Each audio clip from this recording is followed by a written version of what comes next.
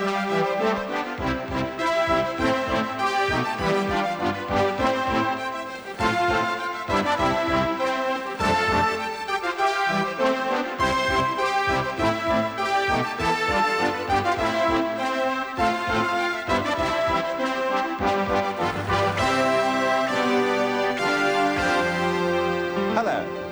Marmaduke Hussey, chairman of the BBC, and this is the Crystal Palace transmitting station. Rather like me, it's probably a bit you haven't seen very often, but it's a very important bit. 12 million viewers get their signals from here, and 9 million more people get their radio programs from here. Before I joined the corporation some 15 months ago, I often used to wonder what on earth went on behind the screens. Not just the machinery of broadcasting like Crystal Palace, but how the whole place worked, how much everything cost, whether they really looked after the money, who took the big decisions, and why. That's really what this programme's all about.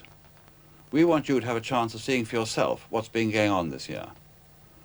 We hope it'll answer a lot of your questions, but obviously it won't answer all of them. So later on tonight, there'll be a special edition of Open Air, in which you'll be able to put other points you want to raise to the Director General, Mike Checkland, and myself. But do take a look at the programme first. I hope you'll enjoy it. I think you will, actually.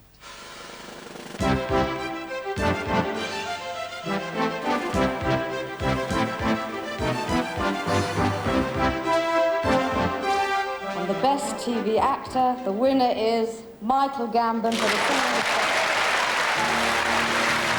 Michael Gambon, a hugely popular winner in a strongly fought contest. He's a leading member of both the Royal Shakespeare Company and the National Theatre.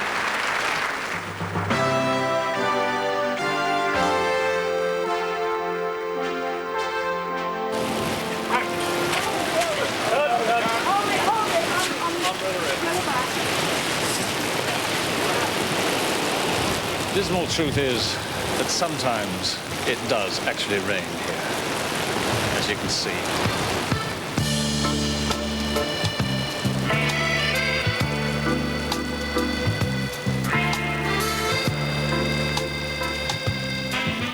Kevin, can we have the extras now, please? OK, Edwina, 30 extras on the way, and I've got the couple and the other gentleman you require standing by. The day we arrived here for the recce to work out and plot this sequence was a beautiful sunny day. And the idea of having a garden party in a marquee on the lawn of a luxury house seemed a wonderful idea, full of joy and light and so on. A bubbling experience. You've seen what happened. It's teeming with rain. That means that I've had to change my thinking about how I should light it, and it's made it extremely difficult.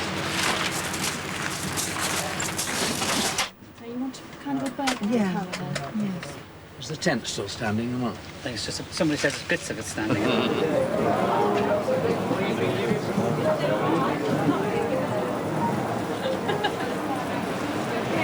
Down one side. And this lady here. This lady. Have you got a coat that you wear? I don't think it comes around in the rain. Yes. Is that? Yes. If you just put it over your shoes. Yes. And then you can give it to a waitress. Right. It all looks a bit distant to me. Right, OK. Can we have two people on the action queue coming from here? Going that way. Going that way.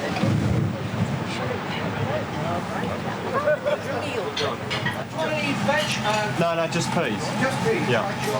Hey, John David. Just a little bit, please. Brussels sprouts, please.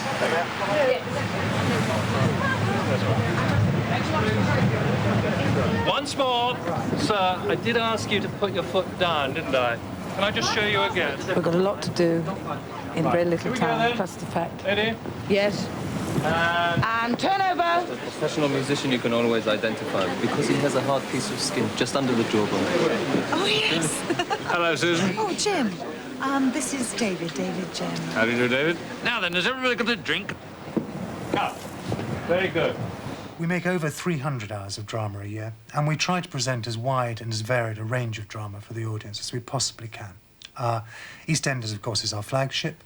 We make entertainment series like Howard's Way or Bergerac. We make contemporary series like Tutti Frutti, innovative pieces like The Singing Detective, and big costume dramas like The Fortunes of War.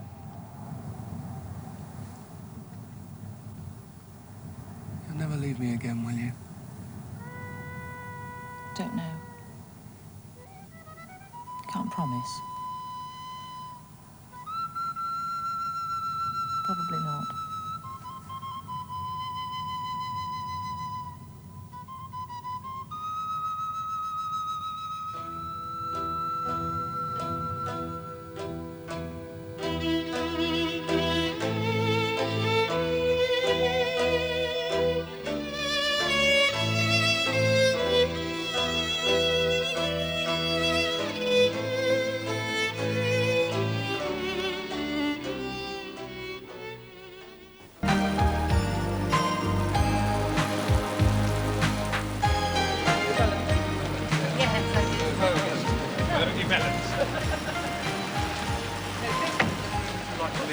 I think he should be nearer the counter. Yes. A bit nearer the counter. It'll be easier Do you want to try for me. taking him out and see how it goes? Will you be taking a little shot of him? I think I ought to. Yes. When I was asked if I would do a bi-weekly serial, one thing I knew was essential was to have a family group, which was wonderful when they decided to buy Elstree.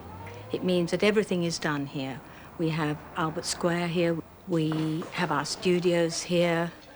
You don't have to provide outside caterers. You don't waste time coming from Television Centre to the East End. We're in the studio 2 days, we're on the lot 1 day. They're rehearsing the rest of the time. And it's an extremely cost-effective way because we're not wasting travelling time, we're not wasting all those sort of things. So on energy and everything else, it becomes a very effective way of production. Right. The first thing we're going to do is warm up a bit, because I'm sure you're all sitting there feeling very anxious and nervous and worried and butterflies in the tummy and all that. What I'm going to ask you to do is find out 10 facts about each other. And you've got about 2 minutes to do that.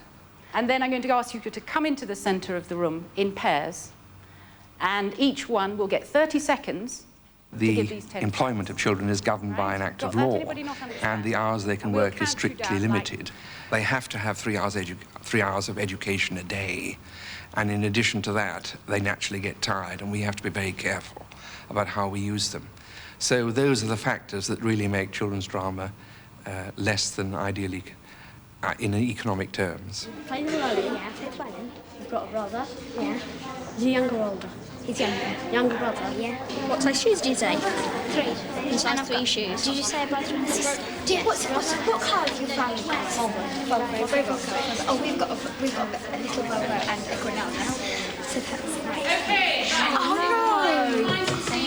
Oh no! Oh, good for us. Doesn't make anything up. Our children are going to be adult viewers of the future, and the kind of quality that we show them now is most important. And the BBC has always had a specialist department making high-quality children's drama. I think that's vitally important.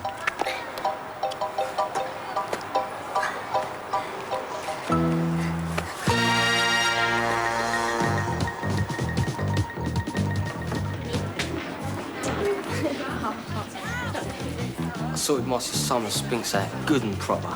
He's gone home in bits. Revenge is sweet. It certainly is.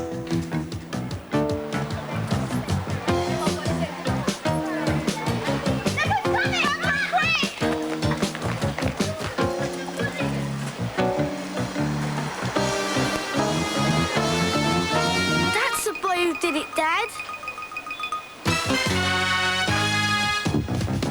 We're very proud of our commitment to the one-off play and of the range and diversity of work that comes from our play department. For instance, over the last 3 years, we will have made over 50 feature-length films for television. We have 5 major play strands. There are entertainment films that go out on BBC One in the autumn, our films for BBC Two, which go out in the Screen 2 slot in the winter. Our classical productions go out under the banner Theatre Night, and we make contemporary innovative pieces in our strand for BBC Two called Screenplay. And recently, we've just started a new strand of regional drama, which is transmitting at the moment. Drama is very expensive, it's labour-intensive, and the secret to making it economically is to try and plan it as carefully as we possibly can. So I want some bits on here. Right.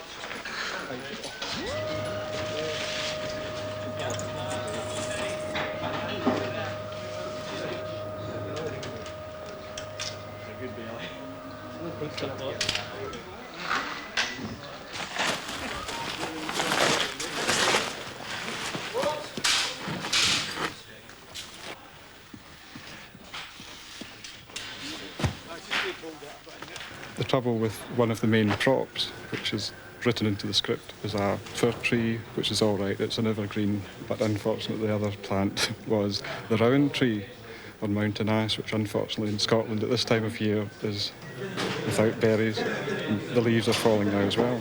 That was solved by buying a whole batch of synthetic leaves and a whole batch of synthetic berries and attaching them to all the various parts of the tree. A camera is a very convincing teller of lies. And what will happen here is that what you see in the lens and see on television will convince you that the whole island exists here, that the whole sea exists here, that behind you there's a wind blowing in off the Atlantic. Now, the truth is, just a couple of inches to the left or to the right of what you think you see, there is nothing resembling an island. There's a bit of studio floor and a bit of studio wall and 5 guys hanging around waiting to fix something else or to replace something. Television's a great kid on, so are films. But, I mean, haven't we loved it for too long? You're worse than Pilkington. You should have buried yourself with him. He just put his hands on me, but you lie and lie and lie about everything. I hate you! Hate you! Hate you!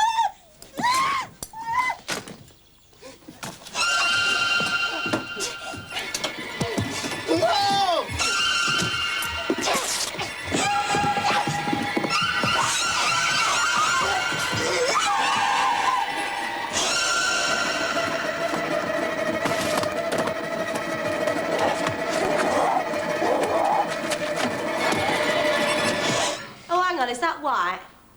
Yeah? I wanted red. Oh, no, go on, I'll have white.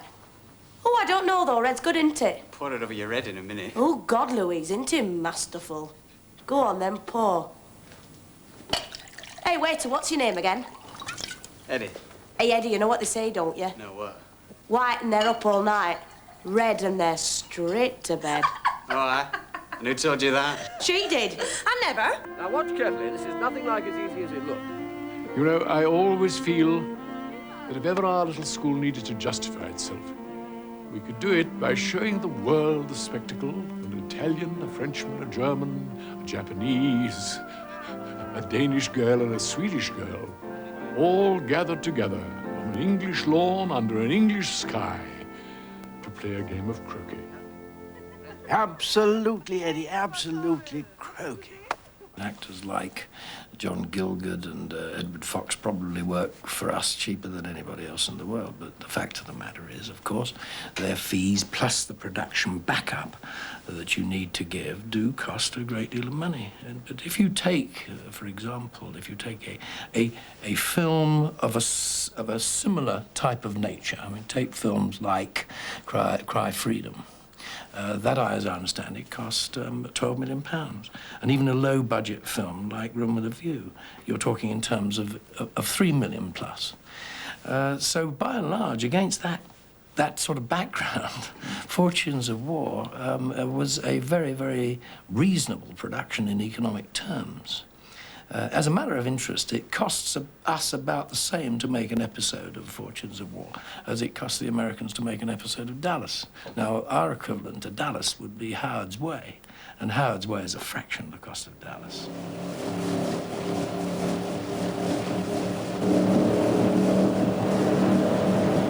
$41. $42.9. Oh, God.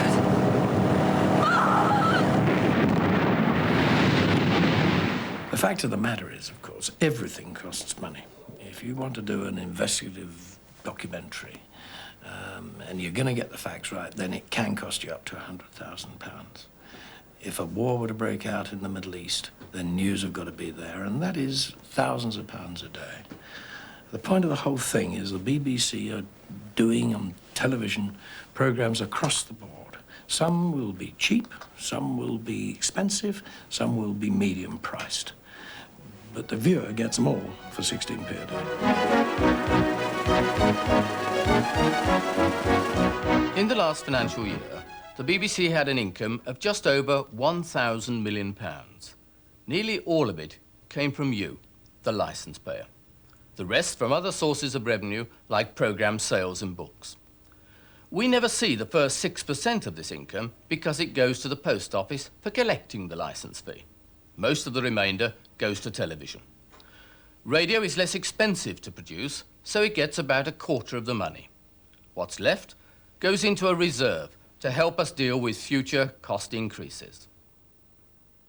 Perhaps a better way of putting it is to say that leaves us with £51 out of each colour licence to spend on television and radio. We gave £37 to television. About 2/3 went to BBC One, just under a quarter to BBC Two, and the rest to regional television. Of the remaining £14 which went to radio, most, as you'd expect, was spent on network radio. The rest was split almost equally between regional radio and our local radio stations. Now, as you probably know, the government has decided that the licence fee will be increased each year, but only by the amount that inflation affects prices in the country as a whole. That's fair enough, but it will cause problems for us because we work in an industry where costs are rising above average inflation. But we're not going to bring out the begging bowl. Instead, we're going to look at ways of increasing the income we get from BBC Enterprises, that's a commercial arm of the BBC, sharing costs with co-producers, and making savings wherever we can.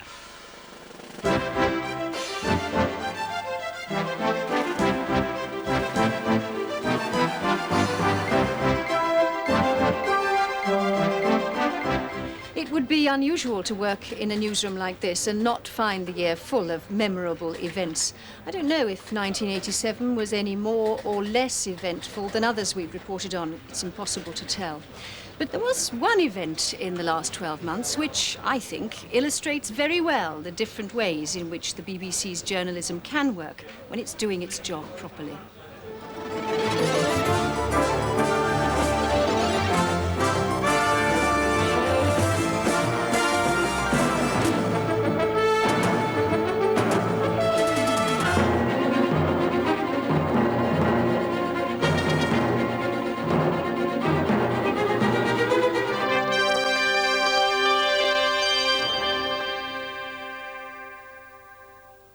Hello, good morning.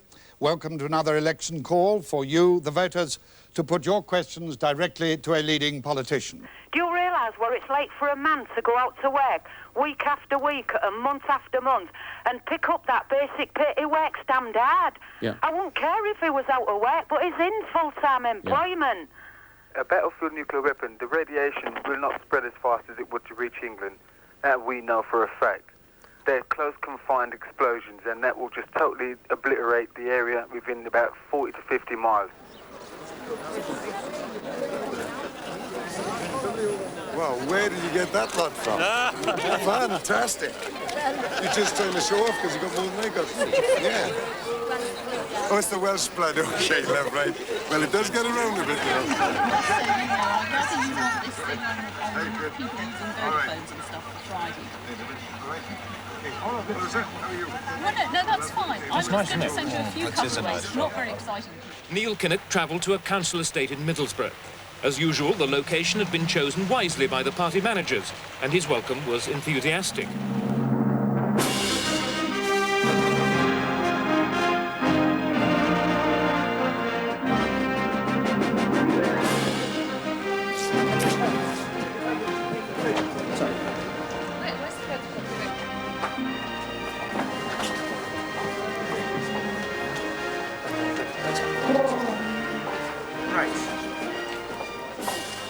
Somebody stole my pencil sharpener. Oh. So I can't sharpen pencils, which in 6 hours I will need to be able to do. 2003 coalition sting. House forecast, possible outcomes. Very good.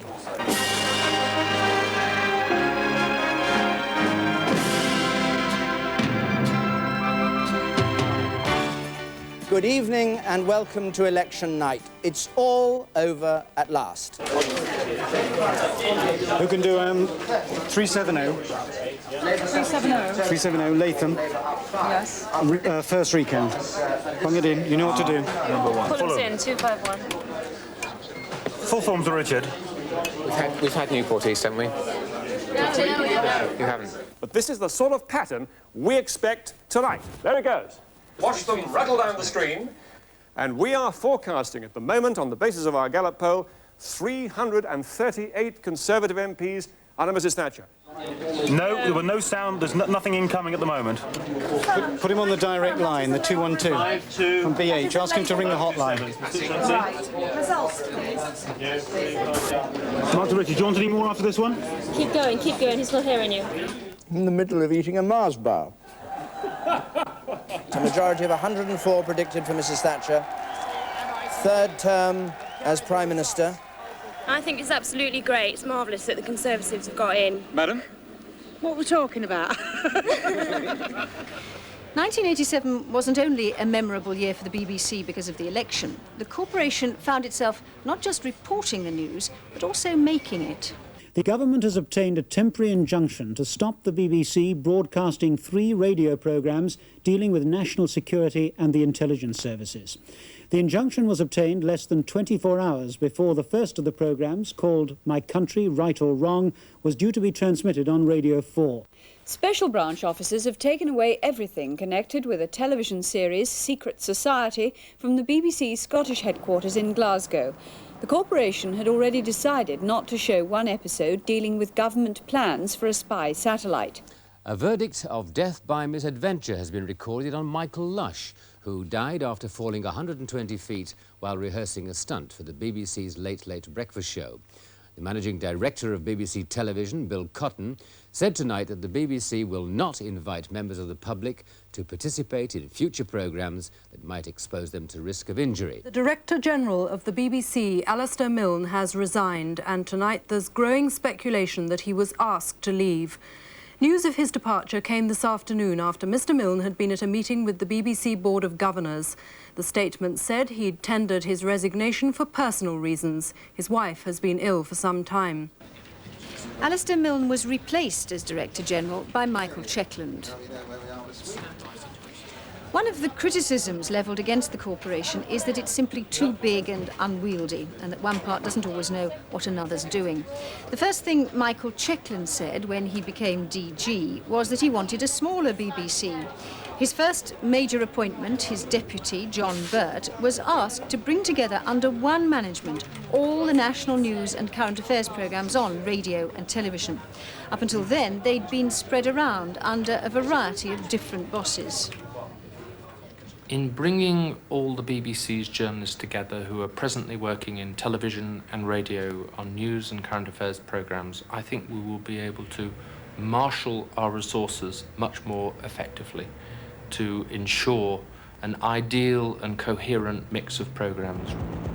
The time when the BBC's journalism came together last year to greatest effect was in the aftermath of the horror at Zeebrugge. I wasn't working at the BBC at the time. I was working in ITV, and I took my hat off to the BBC for the brilliance of its coverage. At the ferry company's Dover headquarters, executives monitored information from a management team dispatched to Zeebrugge last night. Staff were also trying to contact the families of the 80-strong crew, and at the same time answering a stream of incoming calls from relatives. No more news at all. I'll be in touch. Should I hear any more? I'm here all night. I'll be in touch. Pleasure. Pleasure. Bye-bye. It's Brian's wife. What are the chances, do they reckon, of people being able to come out alive? Over? Well, I'm looking at one of the divers now, and he's shaking his head and saying if anybody's alive, then it's a miracle. The greatest asset is the extraordinary dedication that I find in the BBC, coming in as an outsider, having worked elsewhere for many years, the extraordinary dedication of everybody who works here to achieve the highest quality of programme making, and that's not just people in front of camera, but people across the board. And the technology, the speed with which it operates, its greater cheapness and flexibility has improved not only the speed with which news reaches the viewer, but the sophistication with which it's covered, and that's a process we plan to continue. Virtually everyone in the newsroom now sits in front of a battery of consoles which, in effect, put each of us on the bridge of the Starship Enterprise. Everything we need to know to guide a news program right through the day to its transmission time is within arm's reach, ready to be called up at the touch of a button. On here, too, written versions of reports as they come in from the BBC's network of correspondents right round the world. The computer is also a notice board, used for communicating everything from management decisions to selling a second-hand record player. We can split the screen to write scripts in one half while we're taking in information on the other half. And on top of that, we can, through this matrix devised by BBC engineers, monitor up to 32 separate picture sources. Now, perhaps we want to monitor BBC radio output. Well, no problem about that. All the channels and a few more besides are readily available on another matrix. Parliamentary sound, direct links with the House of Commons and the House of Lords are here too. And there's even for newscasters direct access to the BBC's pronunciation department. But for that, I have to confess, you need to use the old-fashioned telephone. This is BBC Radio 4. It's 6:30 and time for Today. Good morning from Brian Redhead and John Humphreys. It's Thursday, the 19th of November, 1987. It is the only national morning news and current affairs programme on the radio. There are local radio stations, obviously, which I don't think they steal any audience from us, but they provide something else that people want, notably instant information about the state of the roads and things round about. Now there's breakfast television, but that always seems to be strictly for the under-5s. And so there really is no competition, so we're very lucky. So we have, you see, we get the sort of decision makers. Everybody in the country who has any kind of authority seems to listen to Today in the morning, and we're a kind of national habit. But they can't do that unless we agriculture ministers have actually decided what we think the agricultural reform should be. They spent what doctors call a comfortable night, either asleep or under find it, anaesthetic. go to the other All of them are headlines who have seriously been ill afterwards. with burns to their faces. You never go into the programme at 6:30 with a running order which stays the same throughout the show, ever. I don't think that ever happened to me. Sometimes there are small changes. Always there are changes. Sometimes, as this morning, the whole thing is rewritten. You're given a running order, but you basically throw it away and you just wing it throughout the morning. At this point, we should have thought for the day normally, but we fear that Myra Blythe is caught up in London's traffic and has not succeeded in getting here. On the other hand, Mr. Norman Willis, the General Secretary of the TUC... It's the most direct form of broadcasting. You sit in front of a microphone and you talk to people. You don't have auto cue, you don't have cameras, you don't have videotape machines, you don't have computerized graphics, you don't have all the enormous and ever more complicated technology of television. And that's it on this sad morning from Brian and me. Good morning. Today's editors were Sue Bonner and Rod Pansett, and studio production was by Sushma Puri. You can have some breakfast. 17 hours ago, Malacanang was a different, dangerous place. A fumbling but ruthless coup attempt by a motley collection of military dissidents. Mrs. Aquino herself lives just across the road from the palace. As we found, rebel forces are still in control of 2 television stations in Manila. Hello, BBC London. Can we come in and talk? BBC. Can we come in and talk?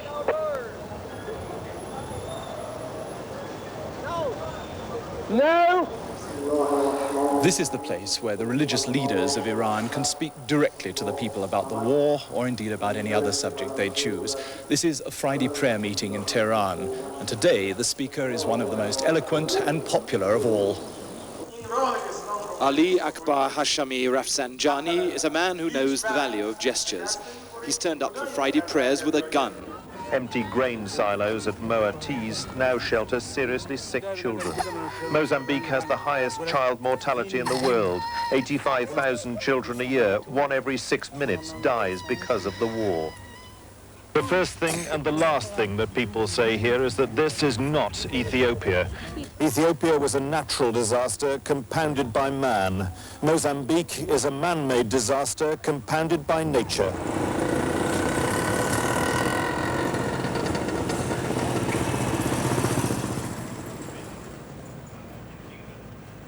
This is the BBC Delhi office. It's one of 24 BBC offices around the world, as far apart as Moscow and Sao Paulo.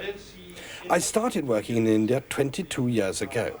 That makes me the doyen of foreign correspondence here. A dreadful thought. OK, fine. Thanks very much. Bye. Last year, more than 1,000 reports came out of this office. Every day is different.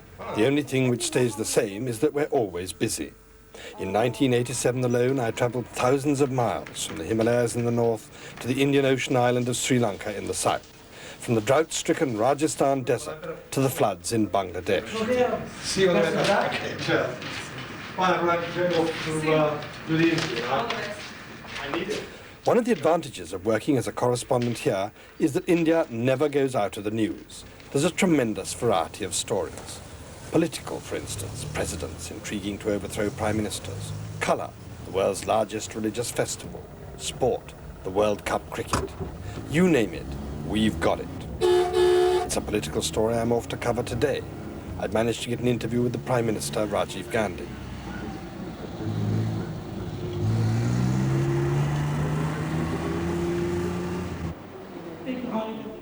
I must say, I get rather nervous before these sort of interviews. My particular dread is that I'll dry up.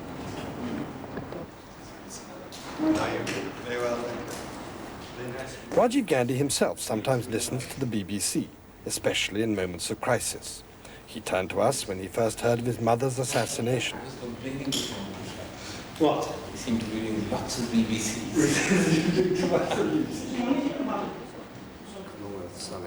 Last year, of course, was very much in the Commonwealth. Once completed, the report on this interview is sent back to London by bouncing it off a satellite 23,000 miles above the Earth. As usual, there's a tight deadline. Delhi to BBC London. How are you getting the satellite pictures from Delhi? Line Road BT happy. Okay, thank you. Mark is typing his script and he will be back soon, and we'll feed that after that. Well, one very good reason is that they've imposed censorship. So news of what's happening doesn't come out. Yeah, Mark is coming, and okay, and we'll give the track. We were just finishing, and another minute, just a minute. Yes, let's have the track. Go ahead. Let's do it.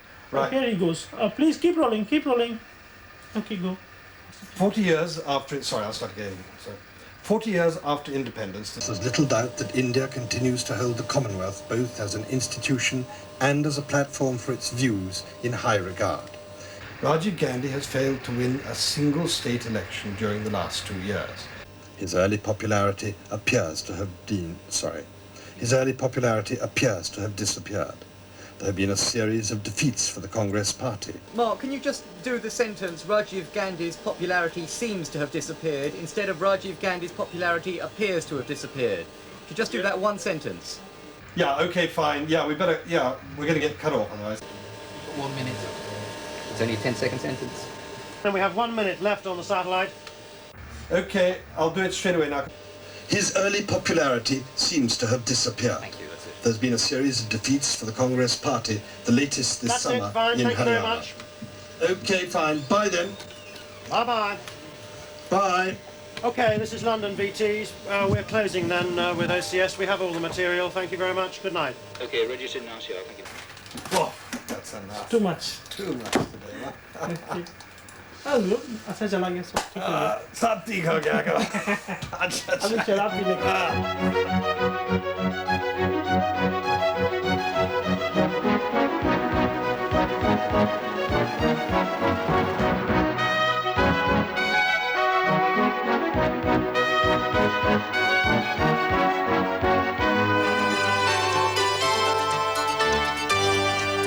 It is with great pleasure that the Royal Television Society North East Centre presents Mike with a special award to mark his 25 years on our screen.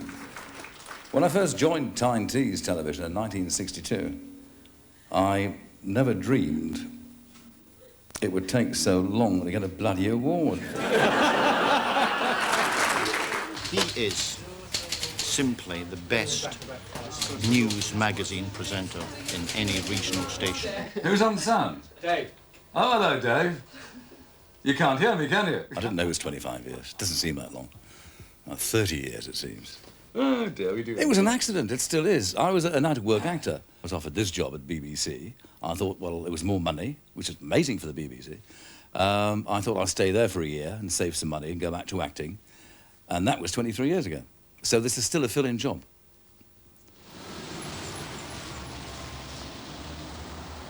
It's a very old building. It was a laying-in hospital. It still is if you get the chance. It's a cramped, tiny little place. It's a dirty, filthy hovel, but we call it home.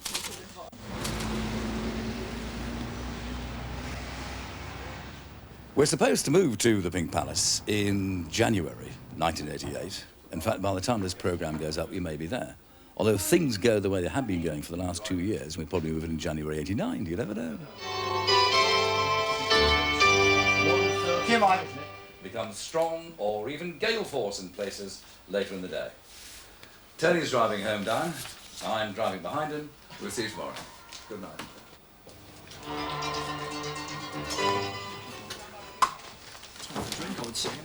We're going for a drink now. You coming for this?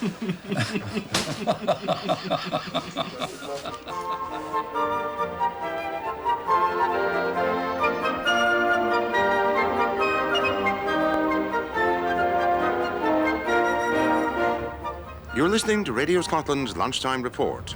A document published today by Strathclyde Region calls for an expansion to private enterprise in Glasgow's East End. Earlier today, our reporter, Kenny McIntyre, went to the East End to seek out some local opinion. Testing, 1, 2, 3, 4, 5, 1, 2, 3, 4, 5. Girls! Girls! What did it trouble you? Just wondering, we're trying to do a little programme about how much this area has improved with all the money that's been spent in the past few years. I wonder what you think of it. I think it's a lot better than it used to be, really. OK, well, thank you very much indeed. Thank you. OK. Radio Scotland reporters tend to travel very light. There's nothing flash. We're not as glamorous as the pretty boys in television. I mean, this is essentially our box of tricks. It's the radio reporter against the world. Good morning, Murray. I wonder if you tell me just for a second. I just want to ask you what you think of the... There you go. Nothing at all? No. People come up to you, are you going to take my picture, Jimmy? They tend to think it's a camera. And when you do go into the pubs in Glasgow to get reaction from people, which we have to do on almost a daily basis, you do sometimes run foul of the rough, tough Glasgow pundit. But it is exciting. It's all part and parcel, I think, of the job. We all expect that once in a while you might get a burst of it, but it's usually worth it. It's usually a story goes with it. Good morning, BBC Essex. Can I help you? Yes, for the phoning on roads. Can I take your name, please? David Edwards. And you're chairman of Sandon Parish Council. Today we're talking roads. If you have a call to make, give us a call on Chelmsford 252627. Someone who's done just that is David Edwards, chairman of Sandon Parish Council. Good morning, David. And just to get it right in perspective, if you go from a decibel count of 50 to 60, that doesn't mean you've just gone up by 10 decibels. What it means is that the sound is now 10 times as large. So what you're saying, in a rural community, when the decibels go up, it's a far greater increase percentage-wise than in an urban community. Ought to be changed. All right, David, I think you've given us... Could you give one more? Well, I think that's probably plenty to be going on with, in actual fact. So thank you very much for your call. That's a good example of local radio at work. Today we're discussing the roads in Essex with the county surveyor, which stemmed from a lady in Braintree who phoned us up a couple of days ago complaining about the mess and hassle that was being caused by the building of the Braintree bypass. So far, we've done something like 6,500 hours of programming in this, our first year on air.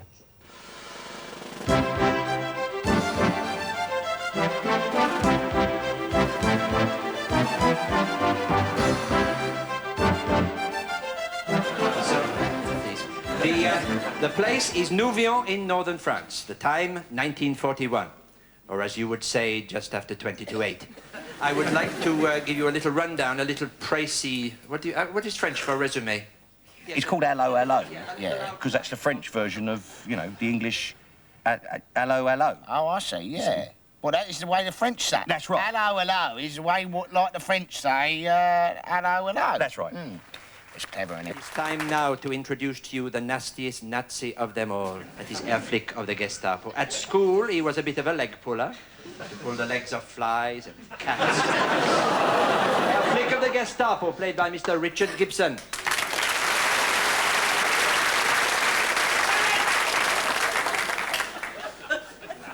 If you do not giggle, you will be shot. I'll tell you what else I like that. I like Ronald Atkinson. Yeah, so do I. The blackhead. The blackhead, that's that's the one. right. Yeah, Yeah, because of very- course he used to start in that Splitting Image. He did. He did. That's where he come from, because he was the rubbery-faced comic, and he's really a puppet. He's not a person at all. They do it without. What was somebody's hand up? Up his backside. Good Lord, like I didn't know yeah. that. I didn't know that. It is, sir, the very cornerstone of English scholarship. This book, sir, contains every word in our beloved language. Every single one, sir? Every single word, sir. Oh, well, in that case, sir, I hope you will not object if I also offer the doctor my most enthusiastic contrafibularities. Contrafibularities, sir? It is a common word down our way. Satire. I mean, you talk about satire. Yes, Prime Minister. Yeah, oh, that is marvellous. Very good program. Amazing. I have to say, so clever and it up is. to It's date. very and clever, original, yeah. but I think they should get rid of that bloke who plays the Prime Minister, Paul Eddington. Why is that? Well, you'd have thought they could find somebody who does a better impression of Margaret Thatcher. A sacked minister doesn't even have to pretend to be loyal. So you mean you'll go ahead with his plan? No, I can't. Not now. It'll look as though he's defeated me. I can't risk that. It's a good plan. So, perhaps... no, I... Prime Minister, you're not being indecisive, are you? No. No, I just can't make up my mind. Well, I tell you, I do like Bob Monkhouse. Do you? Me too. Yes, yeah, very good. He does that. I love that programme, what's it called? Somebody's Full House. Bob's Full House. Bob's Full That's House. right, yeah, that's that's right. right. That's a clever programme. Did you know, actually, yeah. that before he was a game show host, Yeah. Bob Monkhouse was a comedian? He wasn't. He was. The penny farthing bicycle had a large wheel and a small wheel. Which wheel was at the front? Yes, Win. Small wheel. No, the large wheel was at the front, Win. Oh, yes. Wallet. And if you... Yes, your wallet. Have you never seen a penny farthing bike, darling? Yes, but it was going backwards. I The programme you want to watch is that Wogan. Oh. Yes. Yeah. You see all the best people on Wogan. All the best people. Yeah. Sue Lawley, Derek Jameson, Selena Scott. You know, like when Terry's off on his holidays. Obviously, yeah. No. And then there they are. Yeah. very Mind good. you, he's done all right, hasn't he? Well, apparently he's done very nicely, thank you. even But he is very, exactly. yeah. But he's very good. Oh, He's very good. Yeah. Very, very good. Yeah. He's been hailed as the Simon D of his generation. OK, guys, let's have a go at the opening, innit? And...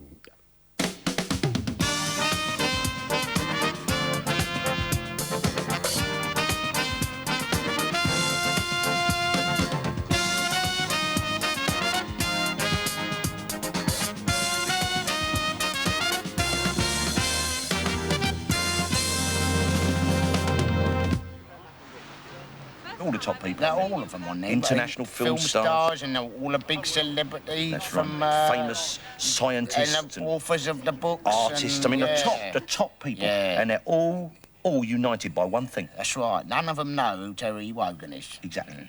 The question on Spycatcher. Yeah. I think because it's right down the list. Yeah, that's right. And because they're going to be very talkative if we actually bring it up. Yeah, Is that okay? that's a good idea. Let's hope they are talkative, of course. They'll be very talkative, no worry. Very elderly gentlemen. That's Yes, the I idea. know. Yeah. Well, they're all upstairs having a good time together. That's right. Get a few drinks into them quickly. And our producer said tonight, he said, because you've taken the trouble to be here, we've got people from all over the country that have travelled from many, many miles to be here. He said, if you're a good audience tonight, he'll buy you a drink after the show. So we have tumultuous applause for Terry's entrance. When he mentions the Lords in his opening thing, no applause there, 'cause he just carries on. The thing about being live is I'm never quite sure how an interview is going to go. Or, as in the case of Anne Bancroft, how it isn't. Why do you hate this kind of thing so much? Is it me? Probably. It's probably me. It's not the dried flowers or anything. That too. Do you do any of this stuff in America? I mean, do you ever Never. do a talk show? No. Are you glad you did this one? No. I make it a house rule. It's a promise I made to my mother and the DG a long time ago. Never to drink with my guests. We don't call it hostility for nothing. But what can you do when a guest insists on dragging liquid refreshment into his act? Oh, good. Oh, Pina look. coladas. Oh, Oh, look. what a Oh, wonderful... look. Oh, my God. Oh!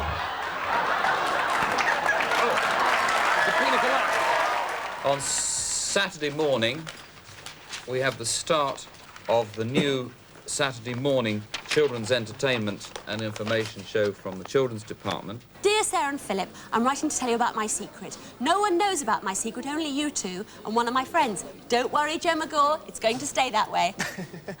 We were doing science the other day and we mixed a solution called potassium dichromate with water. Remember it well? I know it well, yeah. Then when I was mixing it, a lot of it splashed on my school skirt. Not dangerous, I have to say.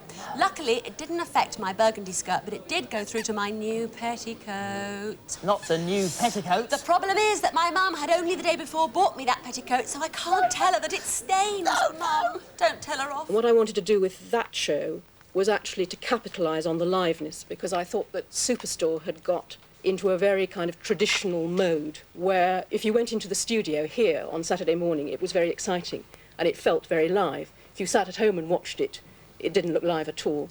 And so what I've tried to do is to make it feel much more like an event, a happening. I thought the section on secrets was very underproduced. I thought the kid that wrote in and said that they hadn't dared to tell their mother that their petticoat had got this stain on it, what the kid wanted from you was the answer to how the hell to get that stain out of the petticoat. So in a sense, you're not giving the kids back as much as they're putting into the show. I loathed it when you had to cut away to cartoons. I mean, I don't know, I'm not 6, often. But when a cartoon comes on, I wanted to go out and do the shopping. Well, the kids will be looking for the cartoons. That's what they channel hop on Saturday morning, looking for the cartoons. Yeah.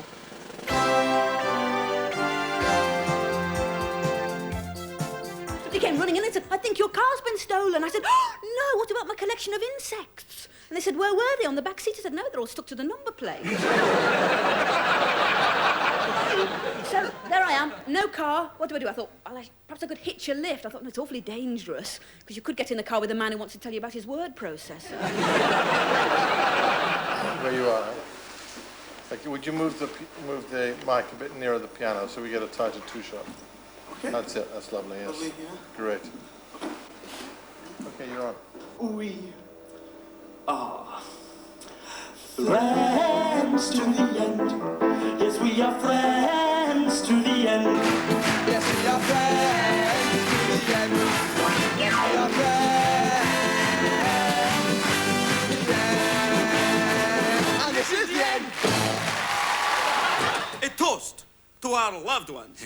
To Nancy. To Raisa. To Nancy and Raisa. Hey, Gorby, I got a little something for you. No! The Meatloaf album, yeah. Oh. And I've got something for you too, Ronnie. Oh, Maggie, you shouldn't have. It's a Spitting Images video. For what we are about to receive, may the Lord help us to pay for. Amen. I've got a common wife-in-law and a baby to keep, you know. I was going to buy a pair of those stockings that hold themselves up. Speaking as a mother, I'd be happier if they made knickers that hold themselves up. Well, mother's milk's much better than cow's milk. How do you reckon that, then? Well, it's always fresh, and the cat can't get at it. And it comes in handy little containers. Yeah. And you don't have to leave them out for the milkman. The woman next door does. Rise and shine on Radio 1. Good morning. The golden hour's on the way with Simon Bates and his Vestal Virgins, surrounded by his production assistants this morning. Teeming in that studio it is. Take It to the Streets goes to Northampton. He has an hour tune. He has a birthday file. And he has a winning smile. Well, the big news from Radio 1 is that now 9 million Londoners can hear us in stereo FM. And by the end of this year, we hope that 60% of the population of the UK will be able to get us in glorious stereo. And did you know that last year, we played 52,000 records? Did you want to know? But if you think that's all that Radio 1 has to offer, you couldn't be more wrong. Summer 87, Radio 1 Road Show. Live from Torrey Meadows, Torquay, it's Talk Radio Man Steve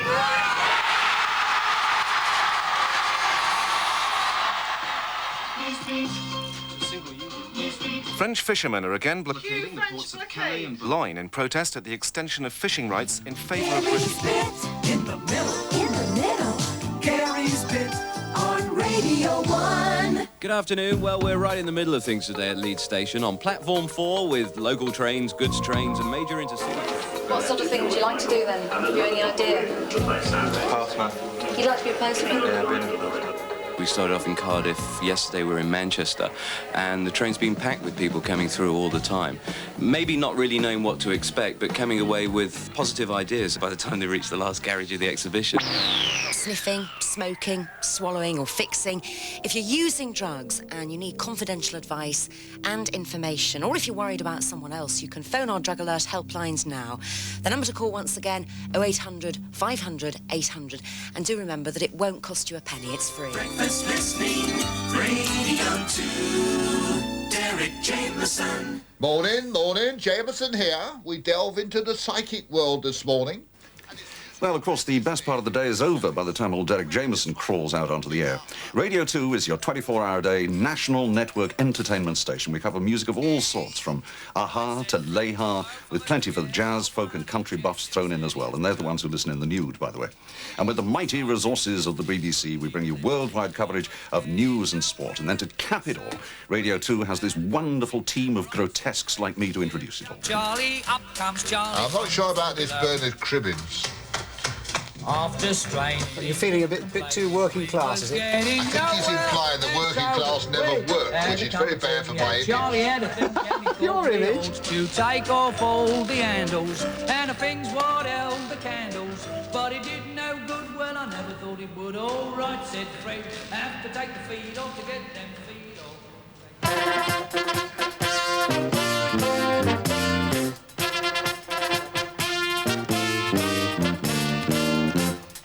A brand new series of the news headlines are Roy Hudd, Chris Emmett, Jude Whitfield and the Headliners.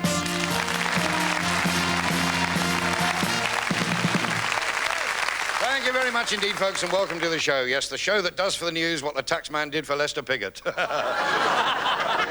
eh? What's been happening while we've been away, eh? Major news, of course, was the hurricane that hit Britain, eh? And because it devastated over half the country, they've decided to name it Hurricane Margaret Thatcher.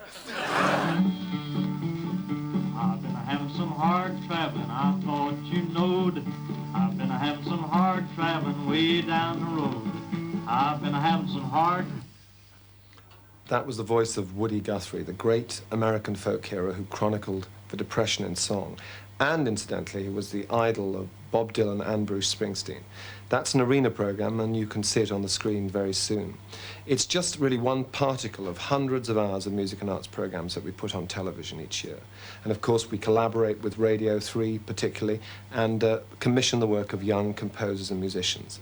And last year, we also enabled two major new dance projects to happen. One with Merce Cunningham, the doyen of American modern dance, who came here to this country, took over our studios for 10 days and brought his entire company here to do it. Have to go that fast, that's all right. When in rehearsal, Cunningham's day starts at 8:30. He works alone, preparing for the day ahead. This way, and now she's, oh, excuse me, and she's this way. Now, don't hook yet. You go down. Now change your arms, and then go. On some of the days, he gives company class at 11:30, and then from 1 o'clock till about 4:30, he and the company work together, rehearsing repertory, or in this case, making a new work. 1987 was also the centenary year of the birth of the great Salford painter L.S. Lowry, and the City of Salford and BBC Manchester's music department collaborated to commission a new dance as a tribute to Lowry.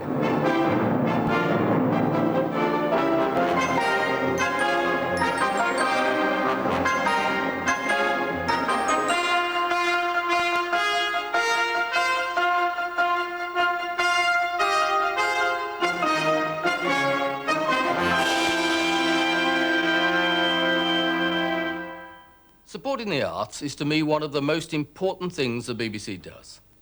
Of course we want to entertain most people most of the time, but we've got to encourage fresh vision, encourage experiment too. Just down the corridor from here is the studio from which many Radio 3 programmes are broadcast. If the size of the audience were the only measure of their value, the studio would be closed down. But it's not. And the reason is that the marketplace cannot be the only yardstick of value. Stand by, here we go. Like Frenita's approach. Michael, what the hell are you doing? I'm trying to sleep up there. I'm sick of always having to God, remind Anita, look, you. I'm sorry. I just didn't think. Hang on, I'll turn it off. Don't tell me you didn't think. I know you didn't think. I'm sorry. Apart from Citizens, of course, Radio Drama is responsible for something like 500 play broadcasts, not serials, but plays every year, most of which go out on Radio 4. The Last Advent chocolate. Oh, it's a pity to waste it. It's a pity to eat it. I don't deserve it. Radio 4 broadcasts a new play every single day of the week, 7 days a week. And then there are plays on Radio 3, and very occasionally even plays on Radio 1. And the great joy of that is that it gives us the opportunity to offer a market to young writers, established writers, to try out their wings on radio, which may take them later on to television, to theatre and film, but it's their first chance. In the past, big names like Stoppard, Arden, Mortimer, all started in radio, and that process continues even to today. Hey, you are masses thick as thieves. Watch the smell, the saxophone weed. Of the 500 plays that we broadcast each year, some 300 are completely original radio plays. And of those, over the past 10 years, some 60 each year were by people who had never had a play done anywhere professionally before.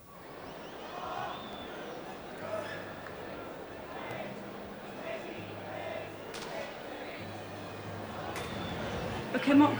Yeah, sure, come on, let's... Okay. Let's pass it behind.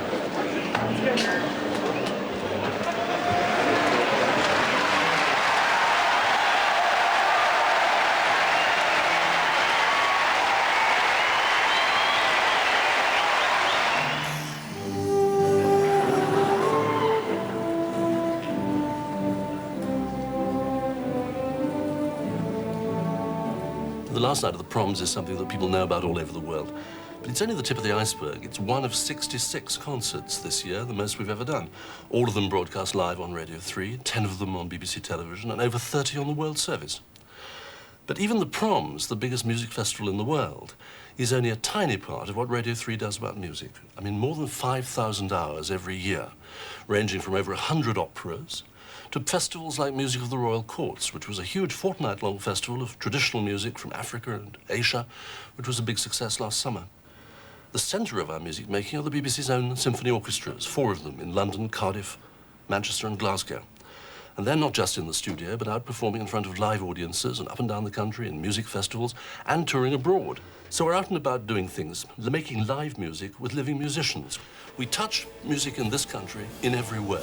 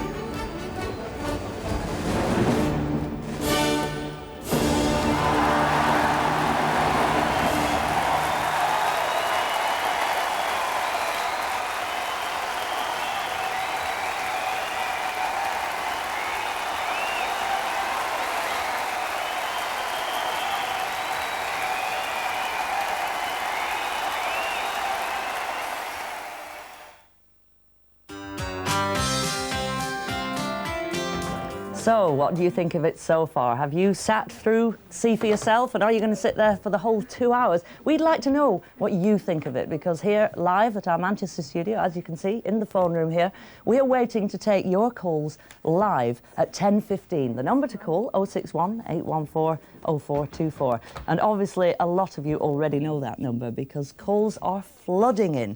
Because later on, you're going to be able to put your questions live to the Chairman of the Board of Governors, Duke Hussey, and Michael Checkland, who's the Director General of the BBC, two extremely powerful men. And there is no subject off the agenda, so keep phoning.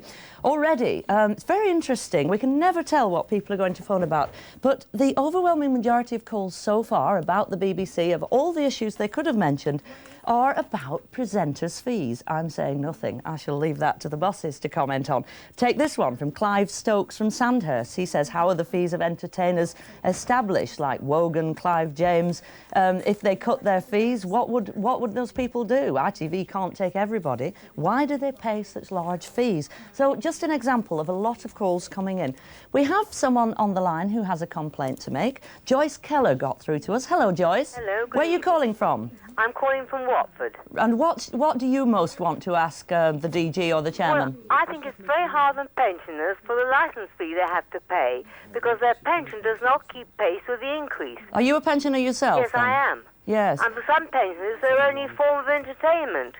Whilst I don't like being continually interrupted with advertising, if it was going to reduce my fees, or say I wouldn't have to pay any at all, I'd be quite happy not to pay any. Joyce, have you been watching Yes, I See for have. Yourself, and what do you make of it? Oh, it's quite interesting, but there's nothing that I don't already know about it. Really? I mean... But are you not impressed by the amount of money that has to be spent on television, the extreme cost of it? Because that seems to be coming out loud and clear, doesn't it? Yes, I admit some of it's very expensive, some of the things you have to do. Were you surprised by the cost of Fortunes of War, for example? Yes. Yeah. I thought that was a marvellous series. I thoroughly enjoyed that. That was the only repeat I liked you showing, because you see so many repeats on television. Yes, That one I didn't like. repeats. Joyce, stay there. We promise we will put that question through directly to the either to the chairman or to Michael Checkland, and that's at 10:15. So our lines are open now for your calls, and we'll be putting you through direct to the most powerful men in the BBC, the Chairman of the Board of Governors, Marmaduke Hussey, and the Director General, Michael Checkland. That's at 10:15. But settle down now for part 2 of the BBC's review of 87 and find out more about how they're spending your licence fee in See for Yourself.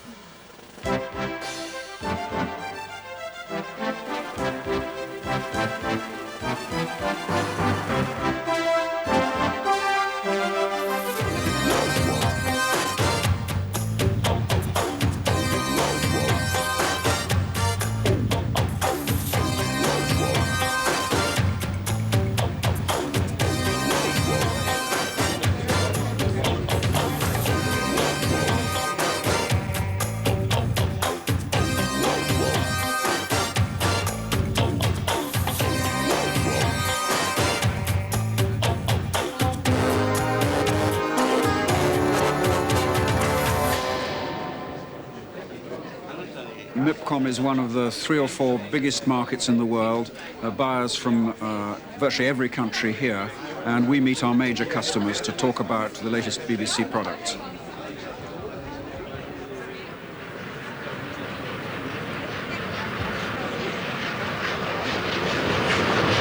The expenses are endless. Fine. Well, the money's in my desk. No, sir. It's in my wallet. Oh, splendid. No time to lose, eh? My thoughts precisely, sir. The Gershwin Years programme is super. I haven't seen them. You haven't seen them yet? I There's a lot know. of I big think names there. I think we have already received the cassettes, but I haven't had the chance to look at them because I've been away so much. The BBC needs to make money from all sorts of activities other than the licence fee in order to be able to contribute to television production, radio production, and keep the licence fee down. Oh, we bought quite a lot. Our biggest success, I'd say, was the Singing Detective, which we've just finished. Apart from that, Monocle Mutineer, Dorothy Sayers, things like that. Mainly documentaries. That's what I'm specialized in. Like Horizon, World About Us, Natural World, Living Planet, Living Isles, that sort of programs. Well, the audience in Hong Kong are particularly interested in comedies and period dramas from the BBC, who are renowned to do a very, very good quality work on their programs. You can never tell what may be the best sellers abroad. Some of the best sellers may be a great surprise to British audiences. Rappelez-vous, Miss Marple, vous êtes témoin de ce que j'ai avoué. C'est moi qui ai tué Michael Gorman. Et maintenant, attrapez-moi si vous le pouvez.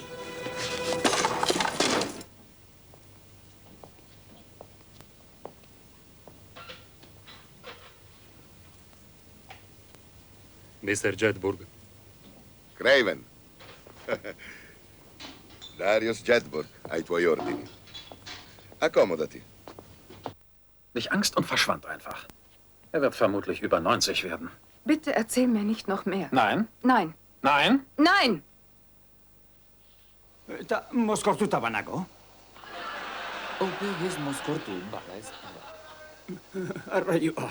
Lanpostu austeuk naizen nuen, lehen ministro. Demagun burua galtzen dudala. Zeure ministroak igarriko dizute. Nago ziur.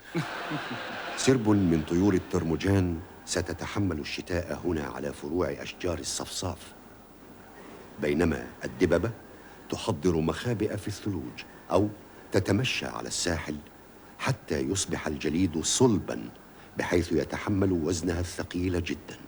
So actually, when this series goes out, broadcasters will effectively have a choice between Barry Norman and Burt Reynolds. Right. Anybody said anything about Barry Norman yet? I mean, that's going to go in some markets, isn't it, that version? Yeah, Barry Norman is a fairly well-known guy Mhm. in certain territories, and I'm sure that the series as made by the BBC will be shown in a number of countries. Co-production isn't what it says. As far as the BBC is concerned, it's co-financed for programs we want to make and can't actually afford to make unless we find partners of various kinds around the world. Distributors, broadcasters, rights owners who can give us a valuable package of some kind. And I won't say co-production is pervasive, but it's certainly true to say that nowadays no substantial documentary series, especially with foreign locations, no substantial all-film drama series, no substantial all-film play any longer gets made without co-production, co-finance of one kind or another. Our targets for the next 5 years are to double our profits, double our turnover, and we think that should be achievable. The last 5 years we doubled our contribution to BBC television, and we hope to do so again. BBC have got a number of shops in the UK which we're using as points where we can sell the full range of BBC Enterprises merchandise, and the biggest of these is the Radio Times, which is the UK's largest circulation magazine and a very important product to us.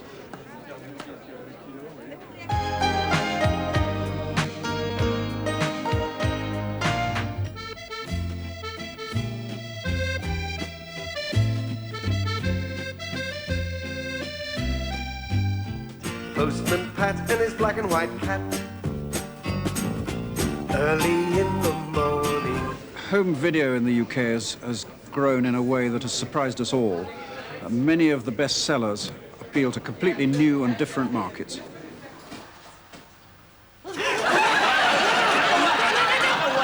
doing his pieces now, Dad! Oh, you ought to see him. He looks a bit like you. In fact, he looks a lot like you.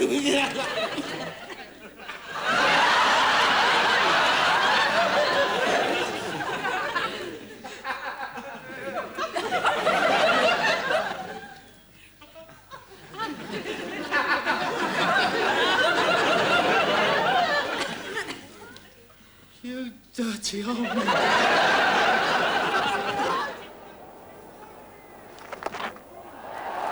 That's the direction he's hit it. Straight to Gladstone Small, who takes a very comfortable catch. So the Ashes are retained by England. A second-class return to Nottingham, please. Huh? A second-class return to Nottingham, please. No, you want tunes, sir. Tunes. You'll get them across at the kiosk there.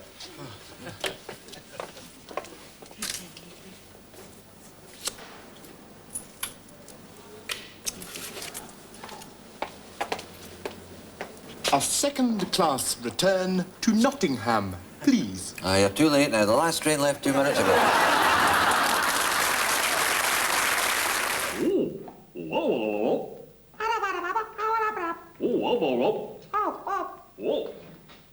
Then they said hello to the little weed in their flower pot way of talking.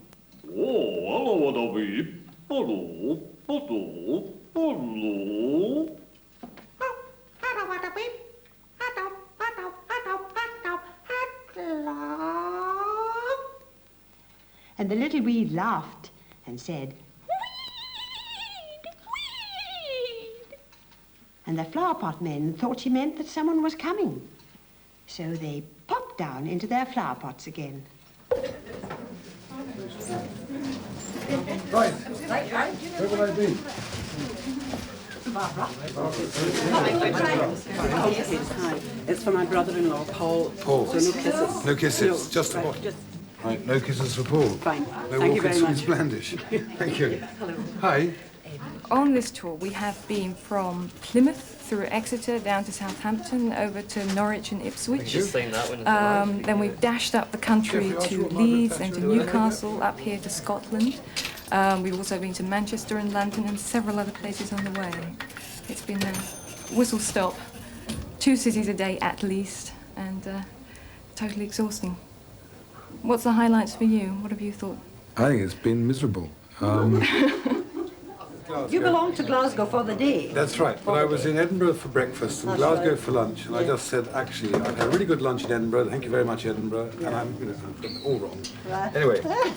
We'll forgive you. Right. That's superb. And Oh, so I like the kisses. shall I write, P.S. you are not an old dragon? Yes, please do.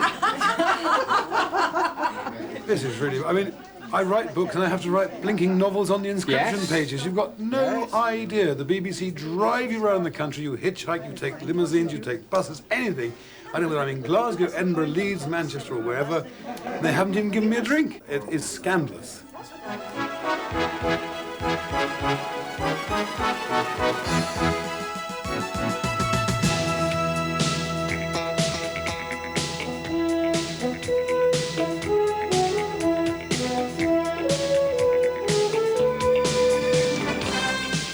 One of the great advantages of buying in material is that it is very much cheaper than making the same sort of material ourselves. The cost of purchased material on average is about £30,000 per hour to the television service. That compares with something like £300,000 per hour for drama production.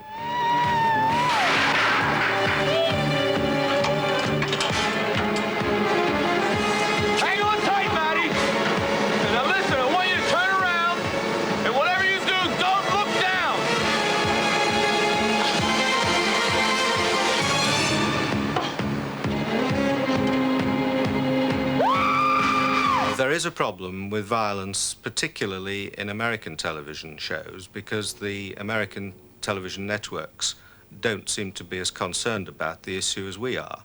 The result is that we do have to be extremely careful in the sort of shows we buy. Miami Vice is the one which is most commonly mentioned as posing difficulties.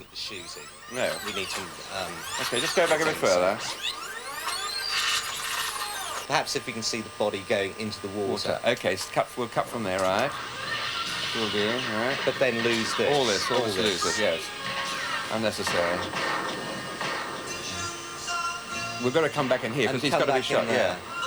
Yeah. Right, now I reckon we've got to stop about there. That's enough. See? Lose all this. So we haven't lost the style of the film at all. In terms of visuals, what we need to know is still there. The problem will be the music.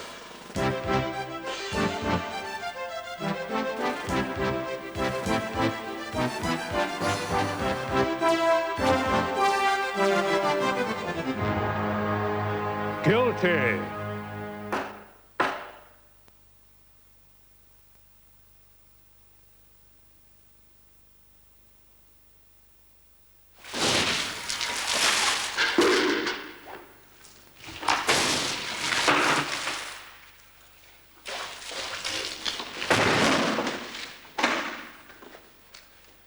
You cannot solve your problem. Usted no puede solucionar tu problema. I don't care what nation you're in today. No me importa en qué nación estés esta noche. Your nation's in trouble. Tu nación está en problemas. America is in trouble. Los Estados Unidos están en problemas. The Soviet Union is in trouble. La Unión Soviética está en problemas. Japan is in trouble. Japón está en problemas. The whole world is in trouble. El mundo entero está en problemas. Because man cannot solve the problem. Porque el hombre no puede solucionar el problema. It's difficult to know if Zagorska is nothing but a little part of Russia left over from the past. That's what the government would like to think. Or is it doing more than keeping the Christian faith alive for the people? Is it trying to gain converts and grow stronger? Whatever the answers, the Russian Orthodox religion seems fairly strong 70 years after the Communist Revolution.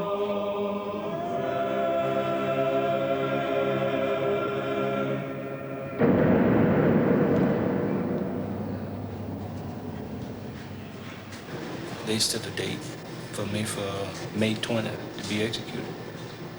If I don't get no relief from my review from the United States Supreme Court, I'll be executed.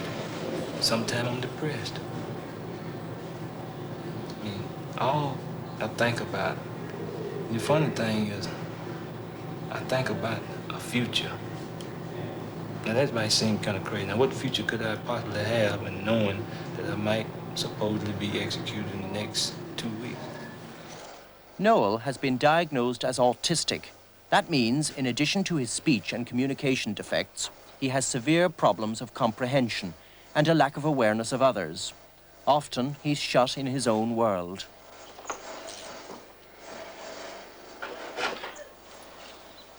He needs almost constant care and supervision, and yet the person who can hardly wield a saw can do this.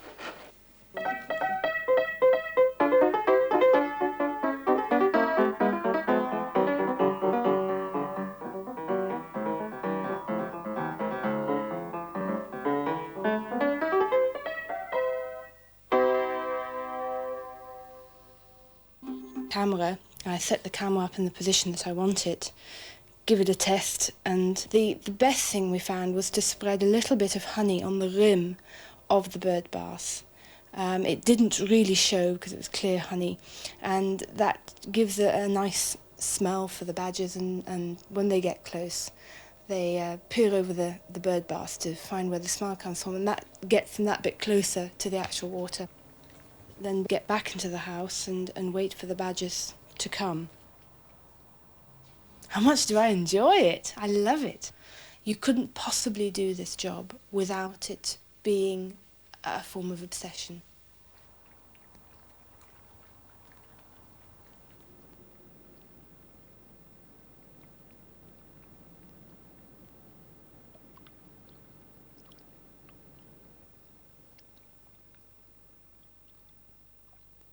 The Natural History Unit is perhaps the best known of all the specialist units making features and documentaries for BBC television. There are other units in other parts of Britain, each with their own speciality and, of course, large programme departments here in London, making up the vast variety of high-quality feature programmes for BBC One and BBC Two. And one of the most interesting things that's changed over the past 2 or 3 years is that when programmes have tackled social problems, whereas once they were simply about those problems, more and more we've tried to engage the viewers in trying to do something about them to see how the viewers can help. People are always talking about the harm they think television could do. Here is an example of the enormous good it has done. Because this is Childline, the national free helpline for children in trouble or danger.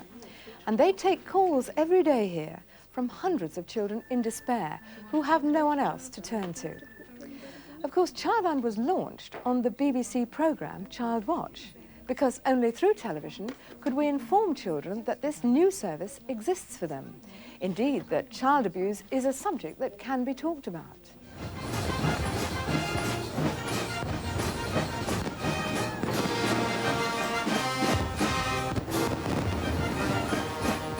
And it's amazing to think that at the end of this evening, we've managed to gather more money in one night than we did in the whole of last year. And last year was good enough at well over 8 million. But on the night last year, it was £4.5 million, something of that order. This year, we've very nearly doubled that to well over £8.5 million. I don't know how much more we can ask you to give.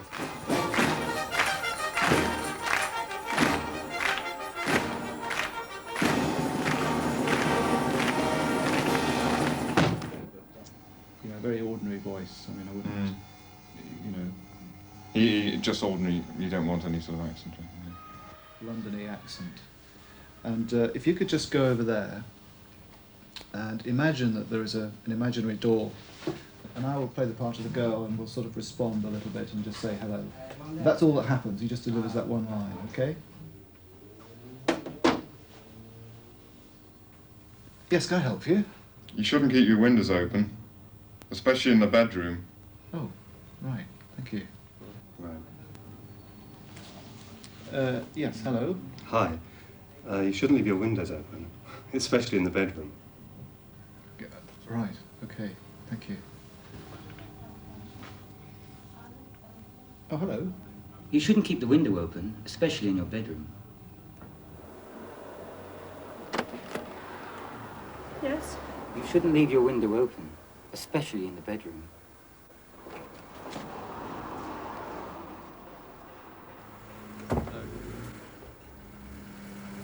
Cut.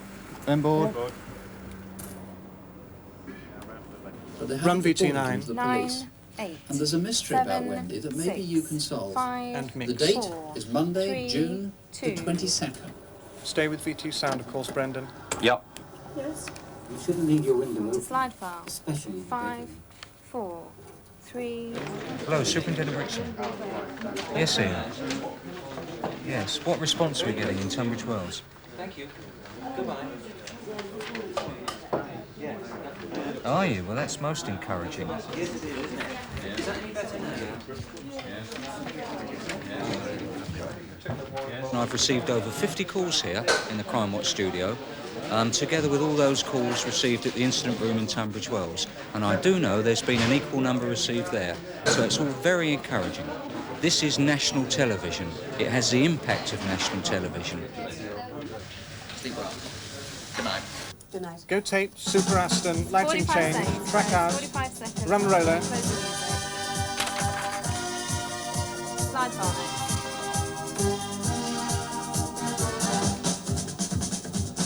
Coming to slide file 30 next. seconds of closing music left.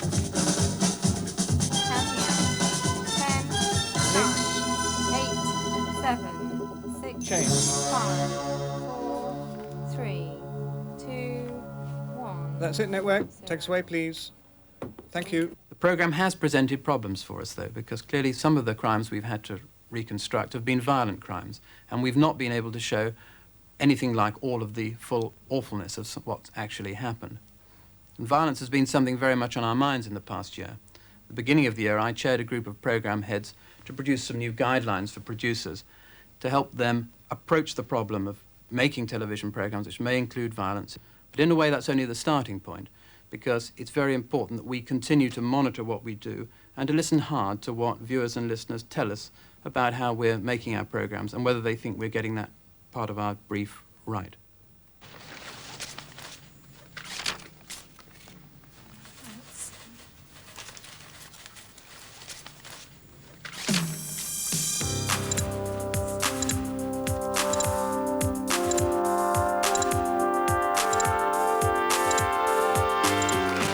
Welcome to Network, the monthly general meeting of BBC Limited when the shareholder licence payers call the company to account.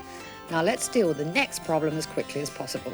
Every day, nay, every hour, the letters come by the lorry load. They ask but one question. Go ahead, Simon Callahan of Sydenham. Where is Miami Vice?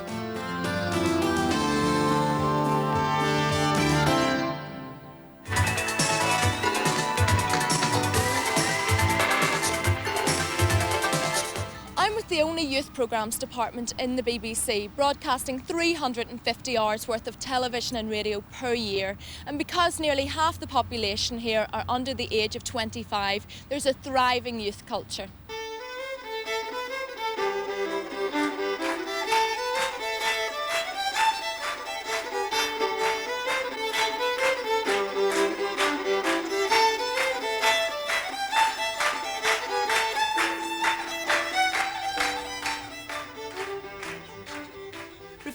the issues and problems facing young people here is just half the story. Here in the office in Belfast, the department provides a backup system to all the items we feature. An information unit manned by community service volunteers is here to offer information packs to any interested viewers, and they're here to answer any queries they might have. Well, I think that, yeah, the best thing for your youth club would be to get some of these leaflets we have. It's a leaflet that's been produced by the BBC Education Department in relation with youth programmes here. No, they're all free. There's no problem there. We can have them posted to you. Yeah, sure. That's great. Just take an address then from you and a name, please. Almost all BBC Education programmes have backup of some kind, leaflets, booklets, books. The reason for this is that a BBC Education programme is different from another programme in one aspect. You're really expected to do something afterwards. You don't just turn the programme off and that's it. So we have programmes for teachers and for children, and they have notes to help the teachers use the programmes better. They have booklets so the children can follow up the projects. In continuing education, particularly in languages and in cookery, we have the books that you see on all the bookstalls that are in fact always in the top 10 bestseller list. So we have a very wide range of print material backing up in BBC Education. School television began in 1957, so this year is the 30th anniversary of school television. I think it's pointed up that the BBC Education as such, although it's a relatively new name, joining all the departments together, education itself has been a core activity of the BBC and a commitment of the BBC from the very beginning of the organisation. Now you see that sort of structure in all sorts of unlikely places. Look at this here. This is a door that you might find at home. It's solid, it's hard, it's tough. But have a look and see what's inside it. OK, Francis?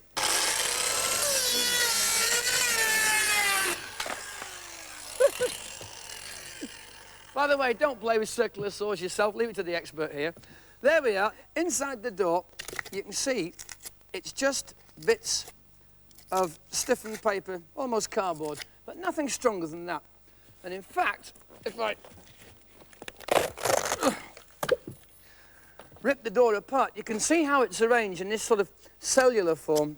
Just when I stopped opening doors, finally knowing... When we were in rehearsal, we realized, when we cast Glynis Johns, that Glynis has a really nice voice. It's a small voice, but it's a really musical one. She is very musical.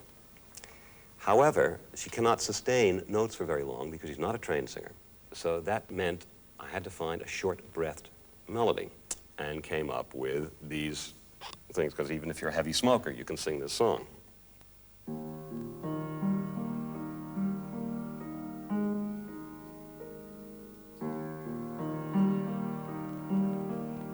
Isn't it rich? Are we a pair? Etc. This is BBC Education, and now let's move. And this week we join the farmyard chicks, cats and pigs down on Old MacDonald's farm. Quickly, stand up. Puff out your fat tummy.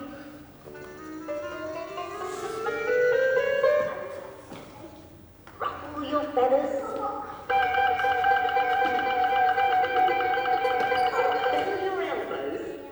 Elbows bent. And flap your hands up and down as you scurry and scuttle from space to space.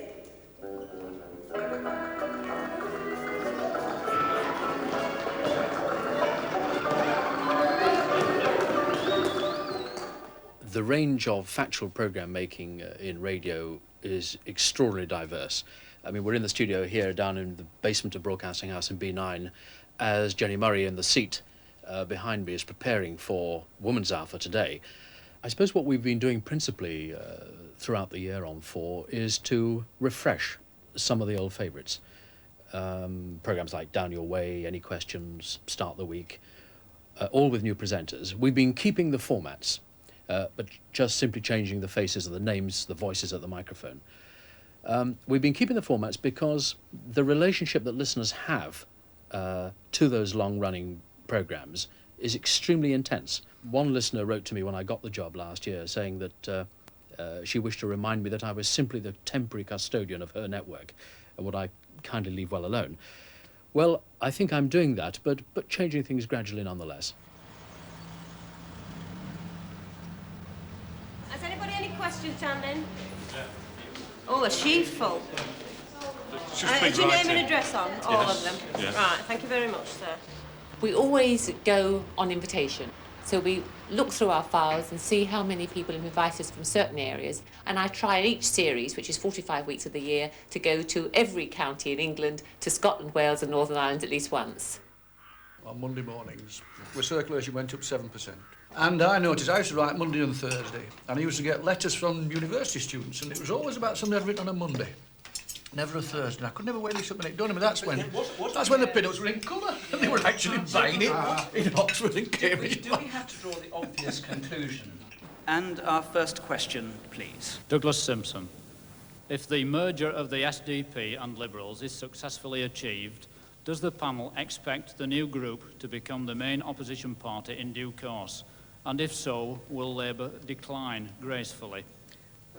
Polly Toynbee, as an observer of this, what's your view? Do you expect the Labour Party to decline gracefully while the new party becomes the main opposition party to the Tories? I think that it's true that the Labour Party is in terminal decline, and I see no sign. There are quite a lot of differences between radio and television performances in a meeting of this kind. I think the principal one is that the camera is not there, and as a result of that, all the performers are not worrying about how they're looking. You aren't aware of lights all around you, cameras aren't shuffling and moving around, so people tend, I think, to concentrate as much or more on the word than they do when they're in a television studio. There isn't the same combative element either.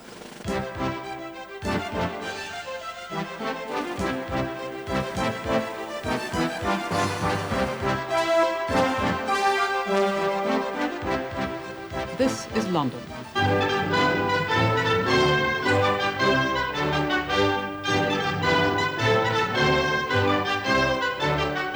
This is London Calling in the Eastern Service of the BBC.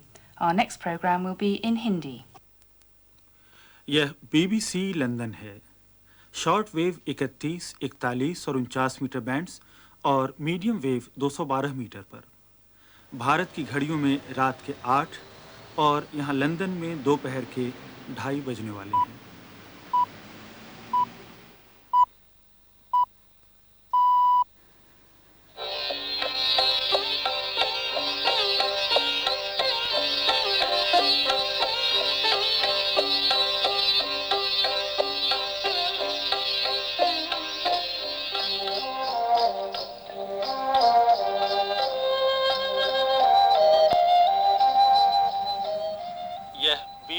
London है। हिंदी अनुष्ठान की तीसरी और अंतिम सभा के सभी श्रोताओं को पंकज सिंह का नमस्कार। इस सभा में सबसे पहले आप समाचार सुनेंगे, फिर आजकल, उसके बाद हमारा साप्ताहिक कार्यक्रम खेल खिलाड़ी तथा अंत में समाचार सारांश।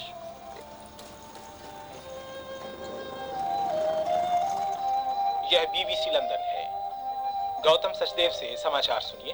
पहले संक्षेप में मुख्य समाचार।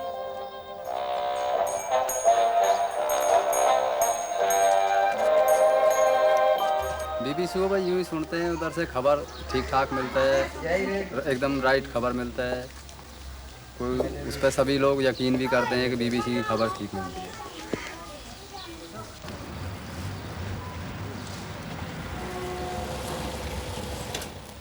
It's the BBC Hindi party that all these people have come to attend. They have travelled from far and wide. Some of them have travelled from as far away as 700 or 800 miles on their own, with their own board and lodge, just to have a cup of tea with the BBC. According to the last survey we had, there are at least 35 million regular Hindi listeners in this country alone. And there are many more spread out in the Gulf, in other areas. हमारे ये साथी प्रज्ञा चक्षु हैं। आप क्या हमारे कार्यक्रम सुनते हैं? जी हाँ। और कितने वर्ष से सुन रहे हैं आप? मैं करीब 10 वर्ष से आपके कार्यक्रम लगातार सुन रहा हूँ।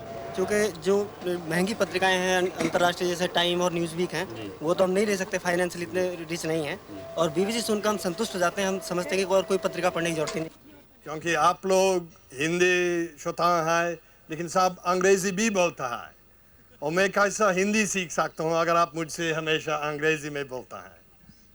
इसलिए मैं आपसे माफ़ मांगना चाहता हूँ। India, of course, is only one country we broadcast to. We broadcast to the entire Indian subcontinent in 6 languages to that. But we broadcast in 31 other languages, that's 37 in all. And if you wander around the studios at Bush House just for a couple of hours, I think you find it an amazing cross between the Tower of Babel and the United Nations on a good day.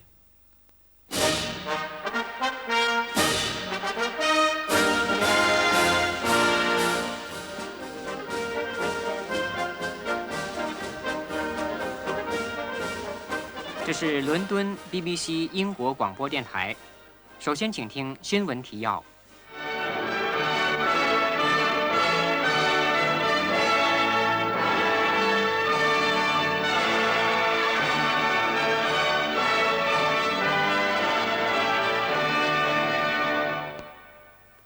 Говорит Лондон.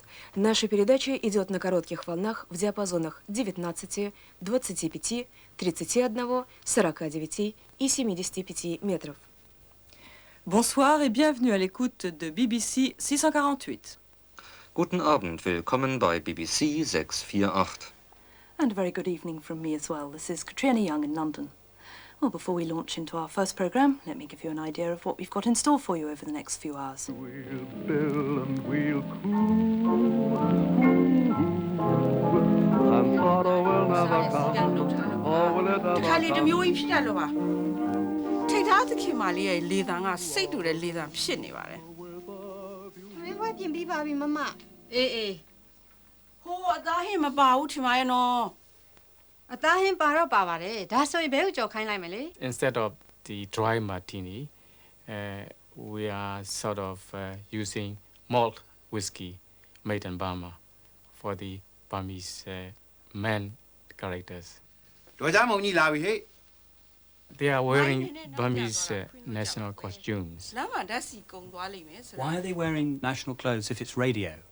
We are wearing for you.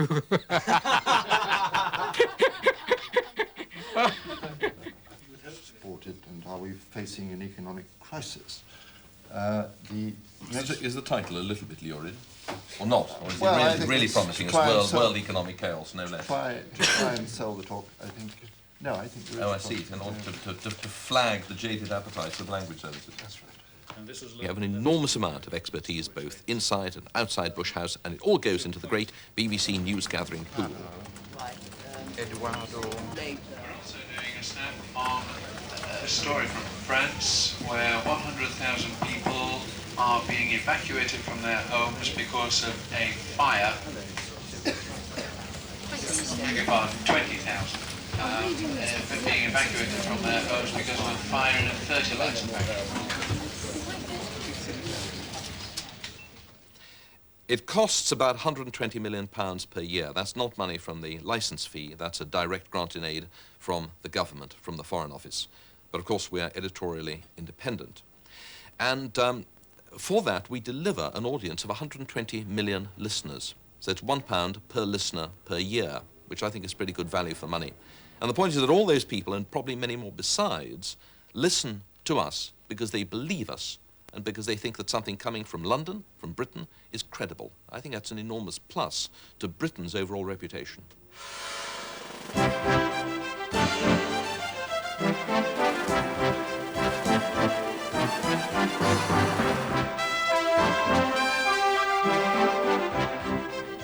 Stand by for rehearsal. Right, here we go, Des. And cue Des. Well, now let's get down to the sport itself and today's action. Cut music. Run 10. Zip, cue Des. The man who was unbeaten Run for nearly head. 6 years take on the new sensation in the 12 game, seconds. another Khan, but no relation, Jamshir Khan. 4, 3, 2. Hold it, everyone. Studio 5. Go from the top again, could you? It's okay. hello there. You've got me at a slightly nervous moment because we're about to go on the air with Grandstand in about 2 minutes from now. We always get a little bit tense just before things get underway. We're into our 30th year of the programme from today. Must have been a good idea, mustn't it? Excuse me just 1 second. Have you got the Bruno Wayne details? Just coming in, Des. You have? OK, that's fine. You know, over the year, we produce something like 1,500 hours of television sport, 80-odd sports from 50 different countries. Hope you can stand it. And it's McGrath. Pickering's in the centre. Regis joining him. Oh, Mabbott! It's an own goal! It's in the gap. It's there. Well played, Foster. And down go the heads of the West Indians. They played it so well, but were taken by the brilliance of Lamb. Time for Test.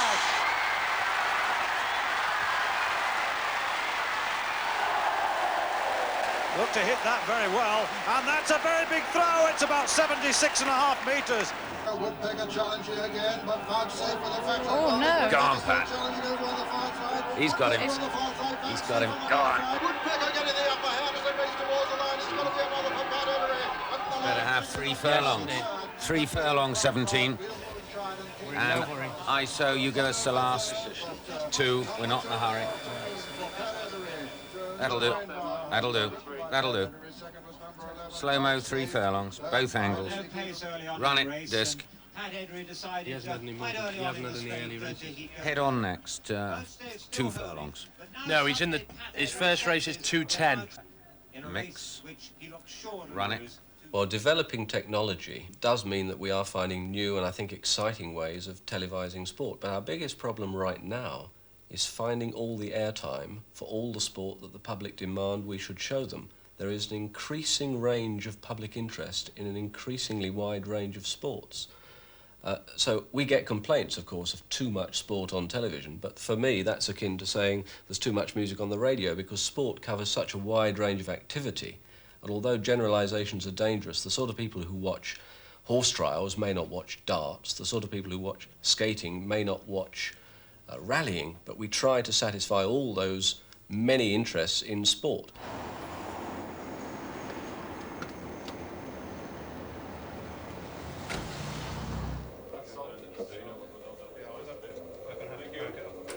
Approximately 1 minute 30 seconds. David, I suggest that every time they come over to us, we come over to you and John Virgo first. Okay, 1 minute transmission. So we join David Bye. 2, 1, come to us. 0. 35 seconds on titles, 35 seconds. Stand by VT2. Thank you, VT. 20 seconds left on titles, 20 seconds.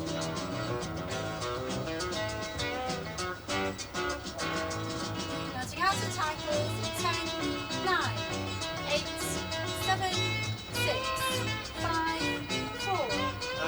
Give the music, mix and cue. Hello again. It's day 6 at the snooker, and by the time we've finished here tonight, or in the early hours of the morning, only 8 men will be left in the Grand Prix to battle out the big money. Half a chance here if Australian Eddie Charlton is willing to have a go.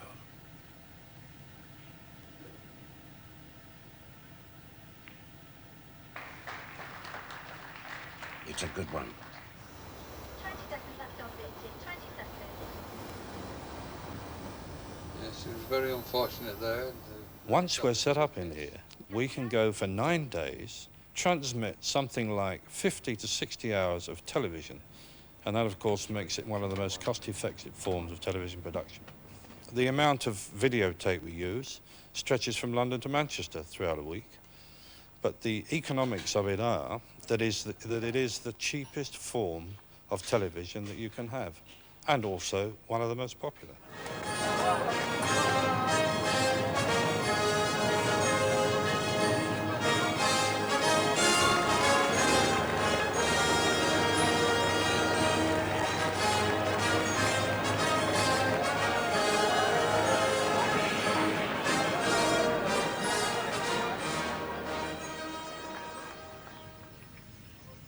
Well now, this for a 4 for Faldo.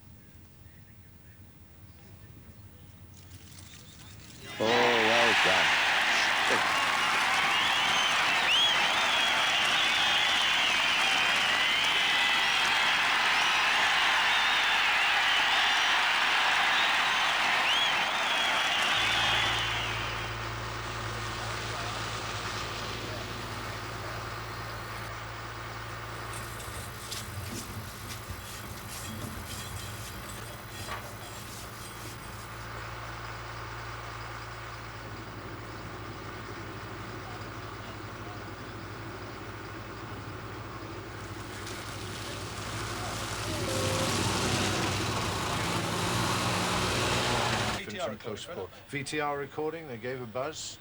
Stand by camera 4 and cut 4, stand by 5. 5.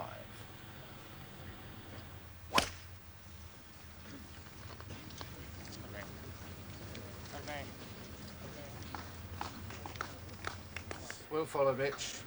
Have you got a good head for heights? Well, I think so, yeah, reasonable. This is what? This is a 70-footer, but we're up about halfway. It's nothing really. I've been up to 200 feet on the biggest one there is in England. What programme was that on? Oh, Gardener's World. Alistair, people see your job as a pretty glamorous one. Is that the case? Well, it has its moments, but most of the time it's either raining or windy, and after you've done sort of an hour and a half of football in horizontal rain and about -5, you do wonder sometimes what you're doing. You know, it's why am I here? 17th tee, our first view down this fairway, and you can see some of the slope. It's even sharper than... Oh, there's absolutely no doubt that golf is the most difficult outside broadcast to direct, simply because it all happens over such a vast area, and you'll have 3 or 4 matches on the same course that you're interested in. You can only put one on the air at any one time, and what you have to do is to record the others and slot them in as best you can. But you also want to cover a much larger area than you've got cameras to cover, so you have to move them around. You're always looking for more, and if you want to cover 18 holes, even with 24 cameras, you have to shuffle them around so that you get coverage in depth. The referee for the match is Keith Williams. And absolutely no question at all about the game that's producing the best golf of the morning at the Suntory today. It's the match between Seve Ballesteros, 4 times a winner, and Takahashi from Japan. They're really throwing birdies at each other, John. Well, tremendous stuff. We have access to airwaves 24 hours a day, and television often package events to fit time slots. We reckon that the only way to make it work in radio, to make the people want to listen to us, is to be there live. So if there's a world title fight in America that happens at 3 o'clock in the morning, we'll be doing it live. That's what happened when Lloyd Honeyghan won his world title fight. If there's a Grand Prix in Japan starting at 5 o'clock in the morning, we'll have news of that as it's happening.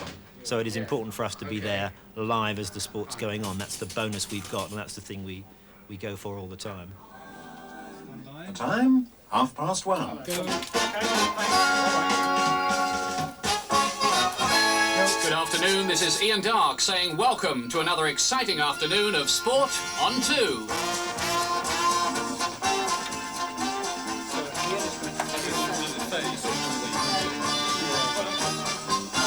The bad news for England's cricketers, they face India in Bombay in the World Cup semi-finals. And Nigel Mansell is flying home from Japan and is out of the World Drivers' Championship.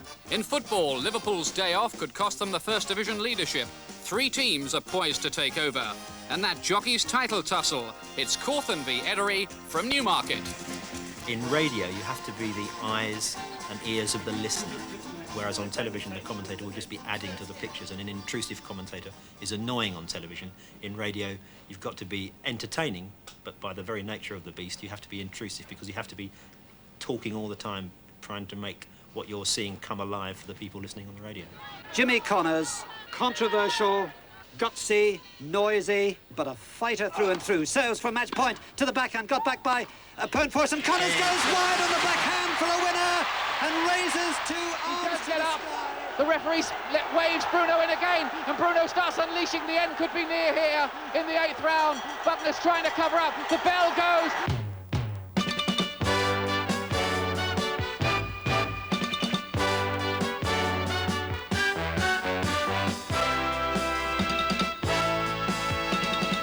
So here goes Anton, his last over.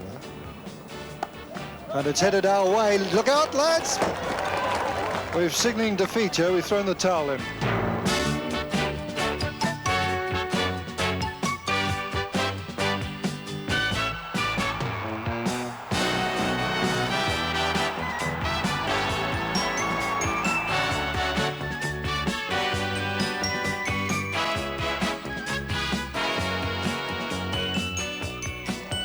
Right! Watch the arrows as well. 50.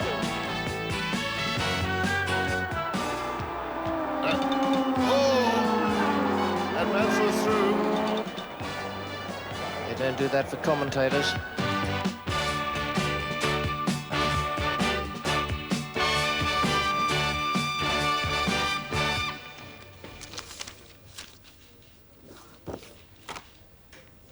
Thanks very much, Pete. They've gone. Thanks very much indeed, everybody. Back on the air in 10 minutes.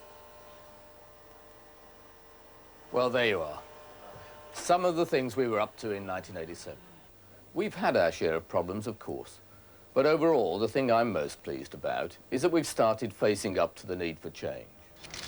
Sometimes change can be uncomfortable. I was personally very sorry to lose Michael Gray, who'd done so much to reinvigorate our television schedules. But we wish him well at Channel 4. Some may be sorry to see the end of Lime Grove as the home of television current affairs. It's had a splendid history, but it's time to establish new traditions of excellence in new buildings. Others may be concerned about our plans to commission more work from British independent producers, but I can see great benefits in making use of outside as well as inside talent. In radio, the BBC may have to make room for new commercial stations, if that's what the government decides.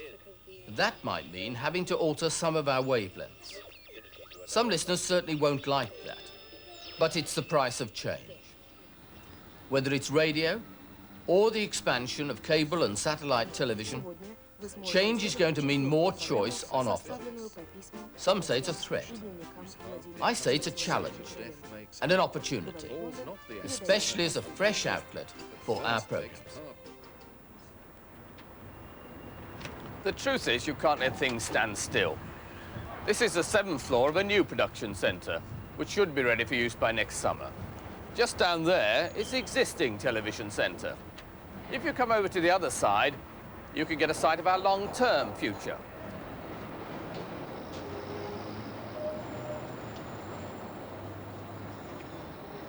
See that plot of land just over there beyond the houses? By the late 1990s, there'll be a new headquarters for the whole of the BBC, a new radio centre, and one building for all our news and current affairs, radio and television. There's a good financial reason for all this work. Land and office space are far cheaper here than in central London, where we now have our headquarters. So there'll be more money for making programmes. But there's another reason. With the main radio and television centres working closely together, we will, for the first time, be getting full value from what I believe is a range of talent and resources no other broadcasting organisation can match. Our principal objective has always been to make programmes of the highest possible quality. The point of all this is to make sure we can meet it. Whether we do so year by year is for you to judge.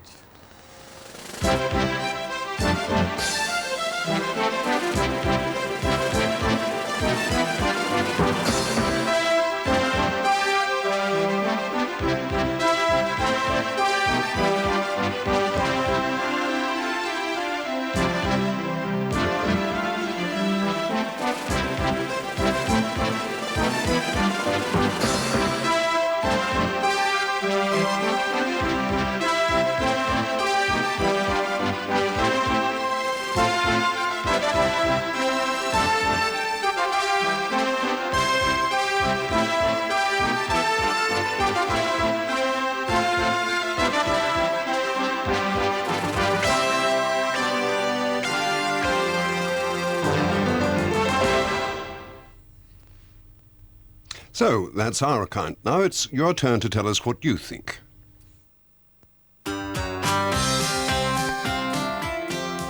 Hello and welcome to the studios of Open Air here in Manchester, where just before you take an actual break or put the kettle on, we want to tell you that at 10:15 you can phone us live. Now, lots of you have already been trying to get through. Look at this. They are coming in the hundreds. The number to call, though, is 061 814 0424. Please don't phone London and complain. Obviously, lots of people wanting to get through to talk to our two guests today, and I'd like to welcome the Chairman of the Board of Governors, Marmaduke Hussey, and Michael Checkland, Director General of the BBC. Just time for a quick chat about this film. Now, I was reading in one of the papers, the previews today. It said that this was carefully selected scenes to show how marvellously efficient everything is. Now, did you have any say over what went in this film? No, it wasn't like that at all. I saw most of it yesterday, and really tonight's been the first time I've seen it properly. It was George Carey's job to make the programme, and he made a good job of it. And as a viewer, what did you think? I enjoyed it. It was long, 2 hours, but I think it showed the breadth and the complexity of the BBC, which I think was important. Duke, what? Now, you'd never seen it, had you? No, I hadn't seen it, no. So did you really watch it? You must have two hats to put on. Well, I haven't seen all of it, to be absolutely honest, but what I did, I thoroughly enjoyed. I hope all the viewers enjoyed it too. We want people to understand what's going on at the BBC, and I hope this has given them a better idea. Did you learn anything? Oh, I learnt a lot, yes. I haven't been at the BBC all that long, so it was a good lesson for me. What came out to you? As Mike says, I think the breadth, the quality of it, a lot of that marvellous entertainment, hello, the introduction, I thought that was very funny. The sport, of course. Were you surprised by how much money is spent on programmes? Because, in a sense, you're above that, aren't you? That's not the sort of Not really surprised, because, I mean, I know how much money the BBC spends, and, of course, the objective of the BBC is to spend the money on programmes. Yes. Michael, now, one of the things, again, that came out in some of the papers today is the fact that you might not be able to answer all the free and frank questions that perhaps the film may have glossed over in some ways. Well, we might not answer because we don't know the answers, but we're certainly not intending to duck any questions tonight. You're not going to duck any questions? Right. OK, so those are the sort of things that you're going to be talking to the chairman of the BBC and to the Director General. We promise that every one of your questions has been only vetted by our producer, and there's been absolutely no pressure put on him at all. I don't even know what the calls are about. It's very interesting to see that so far we've had an enormous number of people complaining about the large salaries that presenters get. But I'll be interested to hear what you have to say about that in a few minutes.